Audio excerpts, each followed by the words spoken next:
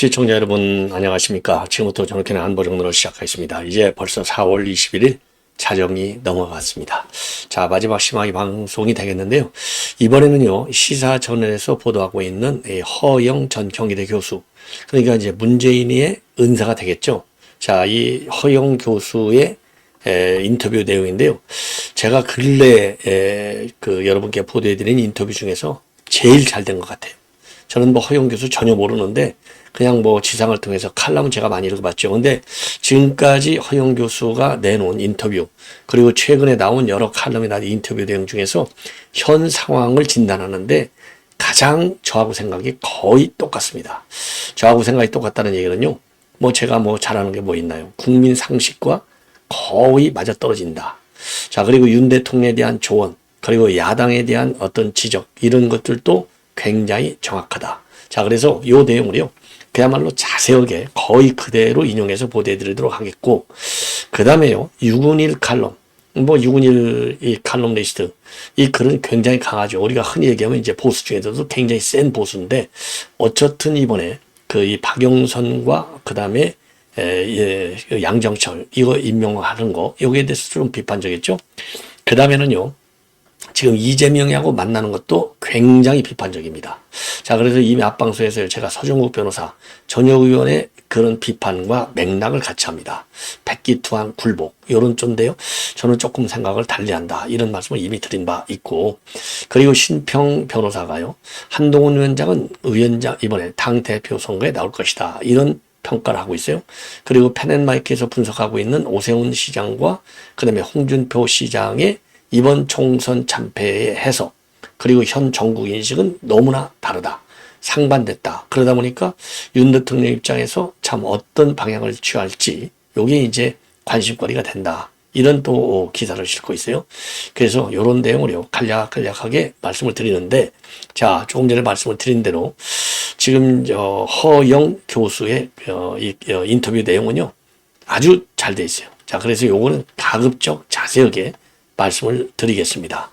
자, 한마디로 얘기해서요. 자, 우선 윤석열 대통령의 어떤 그 소통 문제, 최소한도 매월 한 달에 한 번은 좋겠지만, 그게 어려우면 분기별로 해서 1년에 4번 해서 불통이라는 이미지를 바꿔라. 그리고 지금 현재 인사는 분명히 잘못되고 있다. 아주 인재풀이 너무나 작다. 넓히면 얼마든지 좋은 인재를 찾아낼 수 있다. 예.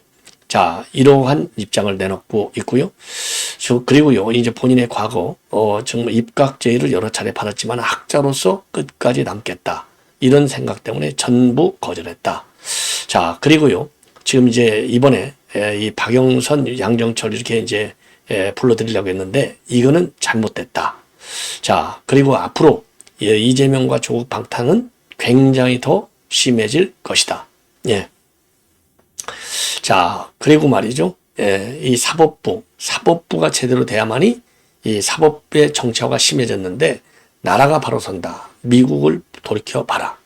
그리고 개헌은 반드시 필요하다. 4년제 중임 개헌이 꼭 필요하다. 예. 자, 그리고요, 정치 본질은 사회 통합 기능이 있는데, 지금 이런 사회 통합 기능을 대한민국 정치는 이미 상실했다. 자, 이런 취지로 인터뷰를 했어요. 자, 이게 제가 이제 이 인터뷰 무지하게 긴데요. 핵심적으로 제가 이제 정리하면 그렇게 되는데, 뭐 이 정도 정리하면 별로 이제 전옥현이가 왜 이렇게 허영 교수 인터뷰 내용을 중시하나, 전혀 뭐 감이 안 잡히실 거, 이런 얘기하면 흔히들 다 할 수 있는 얘기가 아니겠습니까? 그런데 논리의 전개가 굉장히 분명하다. 자, 그래서요, 이번에 이제 왜 민심이 돌아섰느냐. 자, 그래서 언론을 통해서 지적되고 있는 것이 고집, 불통, 독선, 이 3가지인데, 여기에 대해서 지금 이 윤 대통령 그야말로 가장 중요한 잘못이 뭐냐. 그러니까 고집, 불통, 독선이 일어나는 원인 중에 하나는, 모든 상황에 있어서 중요한 게 타이밍인데 타이밍을 많이 잃어버린다. 그 정치의 핵심은 바로 타이밍인데 타이밍을 맞추지 못하는 거단 말이에요. 이게 이제 문제다는 겁니다. 항상 뒤떨어진다. 자, 그래서 김건희 여사의 백 문제, 그 다음에 호주 대사 문제, 이런 것도 한 발짝 뒤로 들렸다는 거예요. 그래서 고집불통 독선이 시작이 되고 타이밍을 놓쳐갖고 실효성도 없다. 이 얘기는 제가 말이죠, 무슨 일을 하는 데 있어서 이 완급과 경중 굉장히 중요하다고 했잖아요. 완급을 제대로 못 찾아낸다, 요거나 맥락을 같이 하는 것이 아니냐. 자, 그리고요. 이번 총선 민심 경호에 받는다고 이제 대통령이 밝혔는데 이거 미흡하다는 얘기가 맞잖아요. 요것도 역시 타이밍의 문제다. 그래서 오히려 이 공개적으로 민심을 겸허히 받는다 말보다도 비공개 석상에서 얘기했다고 하는 이 사과, 이게 더 중시되지 않고 있느냐. 그러니까 이게 소통이 부족한 결정적 증거고, 그리고 소통 문제에 관해서는 인색하다는 비판이 많은데 임기 초만 하더라도 도스태핑 이거 잘한 것 같은데 어느 날 갑자기 이제 안 했으면은 최소한도 기자회견은 자주 해야 될 것이 아니냐.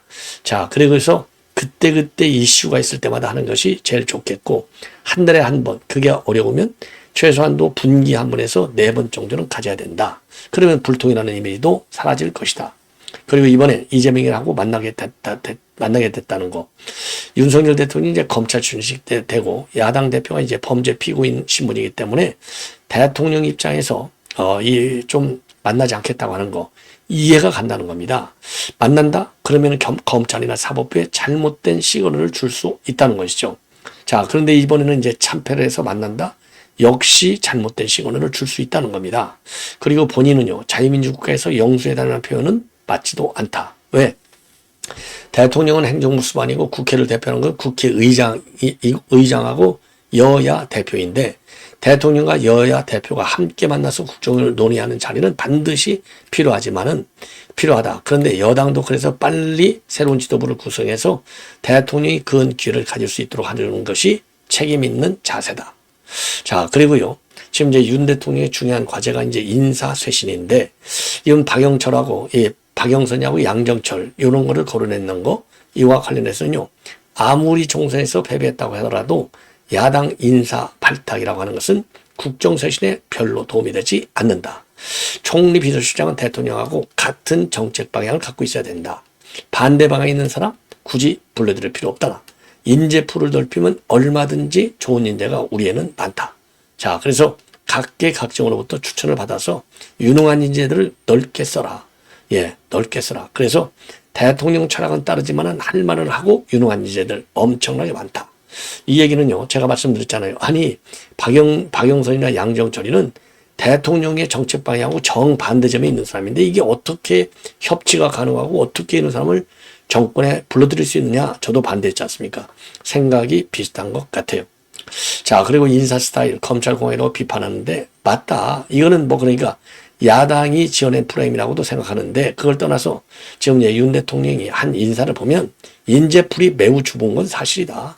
풀을 넓혀라. 삼고초려 해서라도. 그래야 인적 쇄신이 된다. 그리고 앞으로 지금 22대 국가에서는 조국과 이재명에 대한 방탄 이거 커질 수밖에 없을 것이다.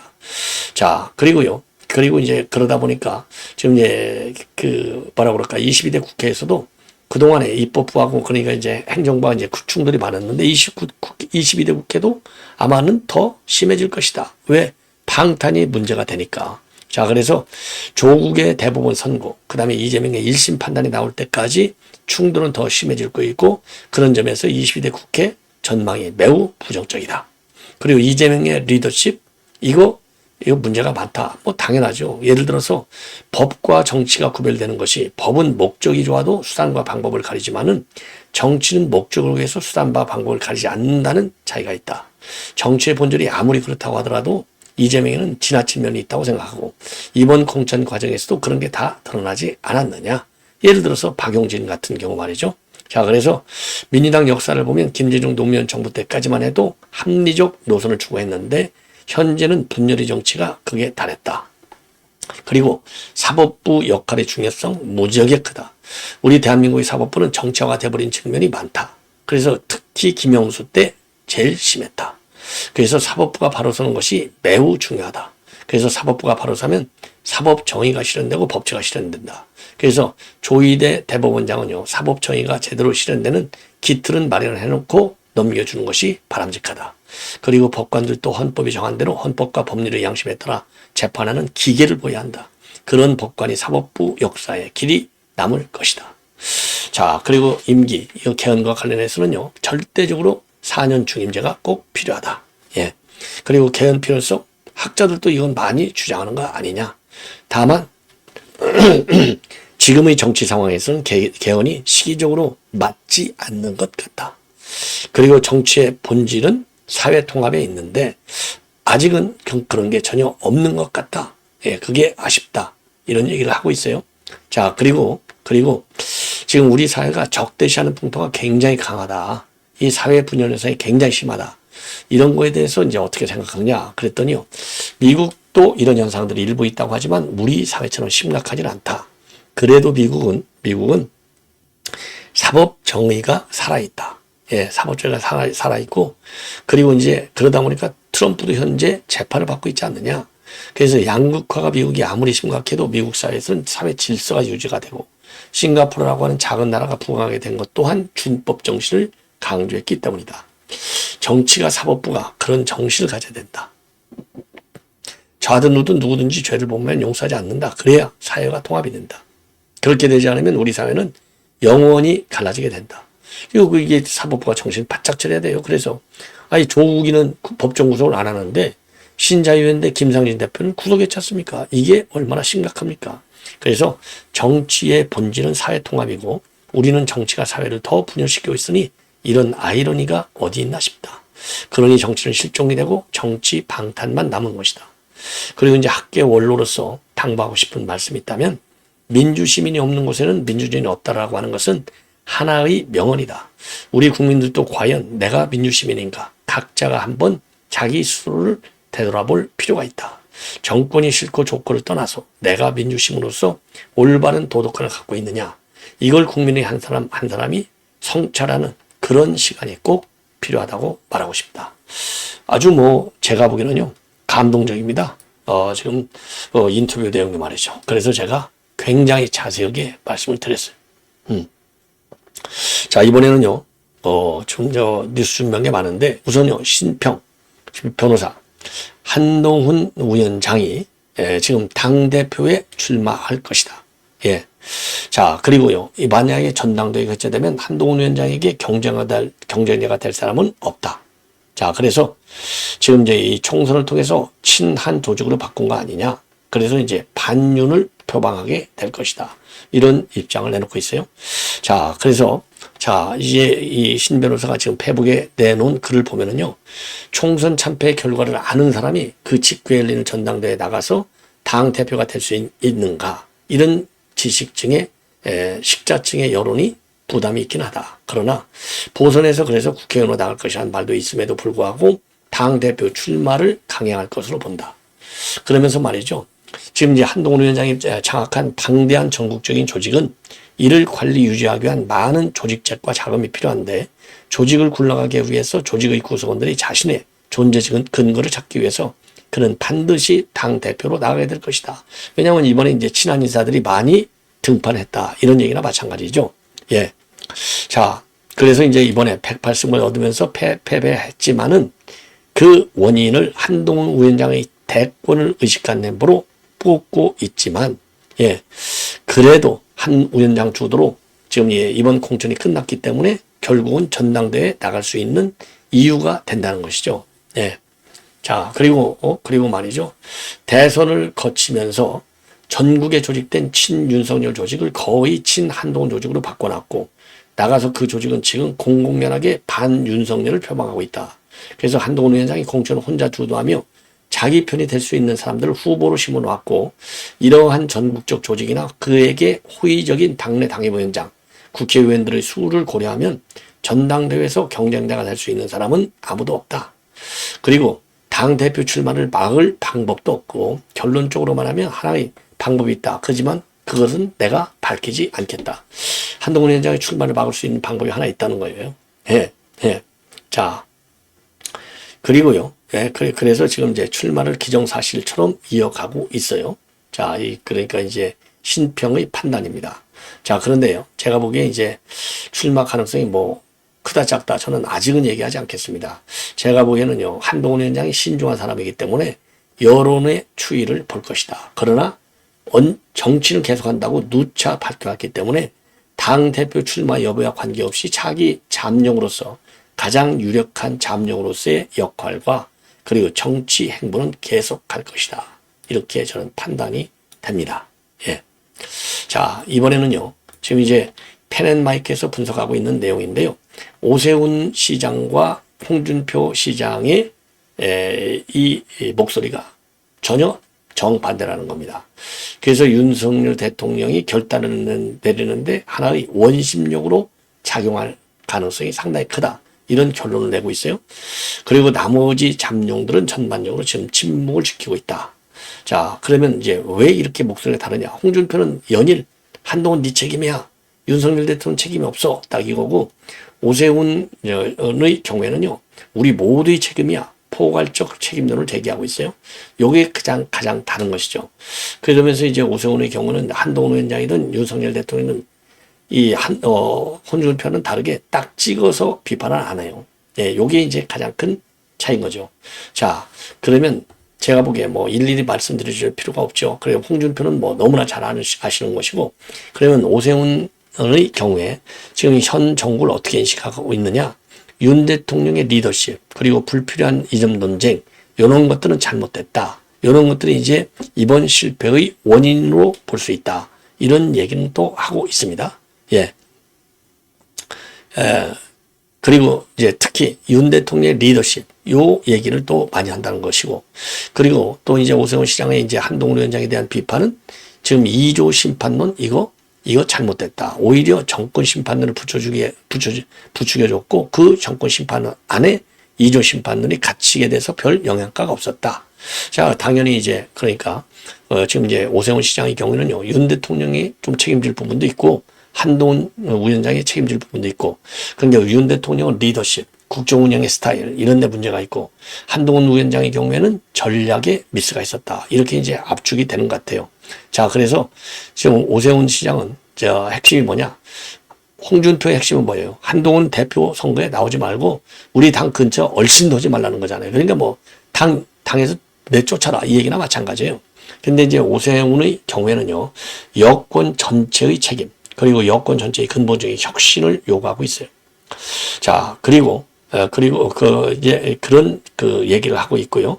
그래서 지금 이제 이 한동훈 책임론으로 패배의 후유증을 털어내고 대통령직으로 전국 주도권을 다시 회복해야 된다. 이게 이제 홍준표의 생각이고, 윤 대통령도 예외가 될 수 없다. 책임을 져야 될 부분은 분명히 있다. 그래서 전반적으로 모두가 책임을 져야 된다. 본인도 책임이 있다고 오세훈은 얘기했잖아요. 포괄적 책임론을 갖고 환골탈퇴한다. 이렇게 서로 의견이 맞서고 있습니다.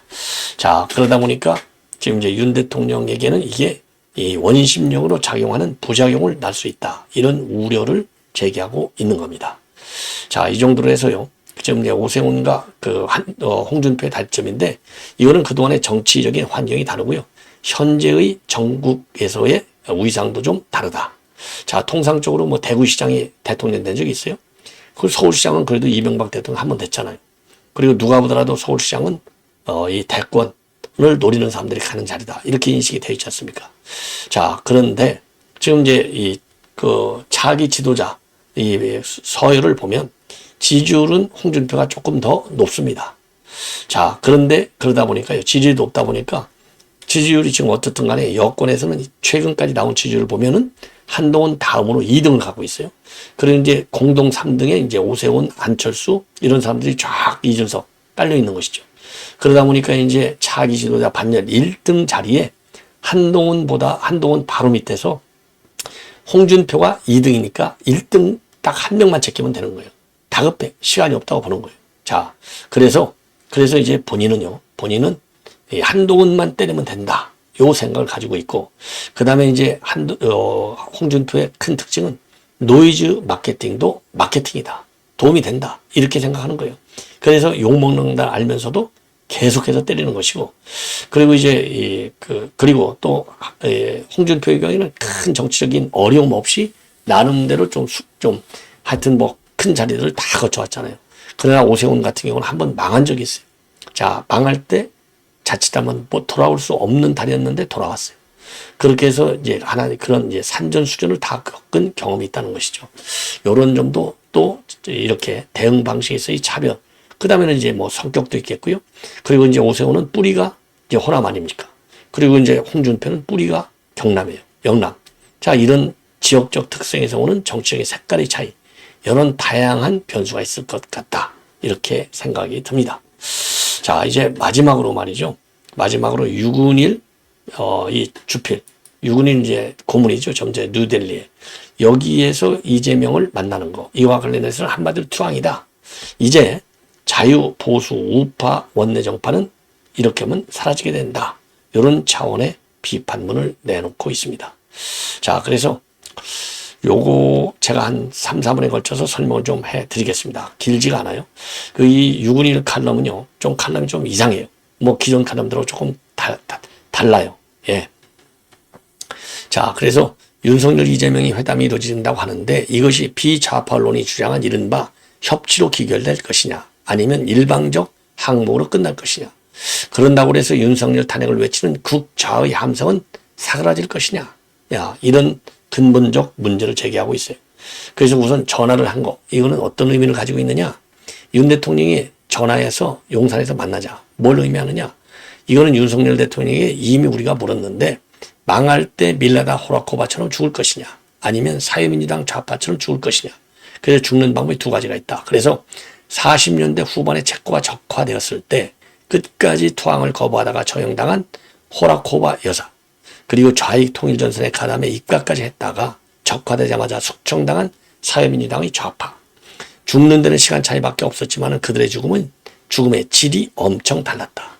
이 두 가지 망하는 방법이 그 모양 그대로 지금의 한국 정치에서 고스란히 되풀이되고 있다고 말하는 것은 아니다. 차이는 분명히 있다. 그러나 대통령이 이재명을 만나기로 한 것의 의의와 상식성은 결코 작다고 할 수는 없다. 그 다음에 이제 사비성, 평양성, 그리고 미조리함. 한마디로 이번에 전화를 건 것은 투항이다. 지난 총선 결과 패배는 물론 정해졌다. 그러나 그것을 대통령이 이런 방식으로 취하면서 미조리 함상에 오르기로 한 것은, 이 미조리 함상은 뭐냐면요, 2차 대전 직후에 미국이 일본의 항복을 받은 군함이 되겠습니다. 미조리 함. 예. 사비성과 평양성이 나당군에 함락된 장면을 떠올리게 한다. 사비성과 평양성. 자유보수 우파는 그런 윤석열 대통령 편과 한동훈 편으로 지금 갈라져 싸우고 있는데, 비좌파 언론들은 일제히 이것을 자신들의 소위 반윤석열 중간파 노선의 승리라며 반길 것이다. 그 봐라, 윤석열 우리 말 안 듣더니 꼴 좋다. 이렇게 비좌파 언론들이 좋아할 거라는 겁니다. 그러면 정통 자유의 정신은 지금 살아있느냐? 살아있다는 겁니다.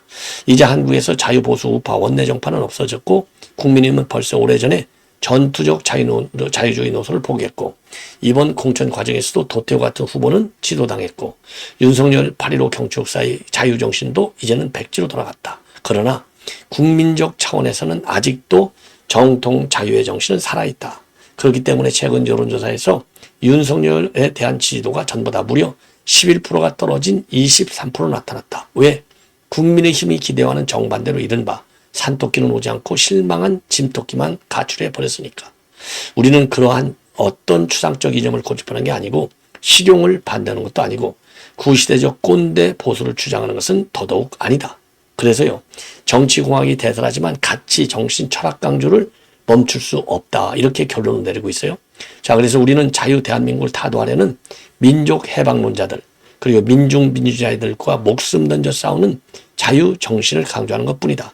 이건마저 중도 실용이라는 구실로 내버린다면 자유 대한민국이라는 것이 도대체 뭐가 남겠는가. 일어나자 자유인들, 앉아서 서서 죽자. 우리 승리하리라. 아주 역시 6.1 주필 글 잘 써요. 예. 자, 이렇게 해서 오늘 심야 방송은 모두 마치도록 하겠습니다. 여러분들 편안히 주무시기 바랍니다. 고맙습니다.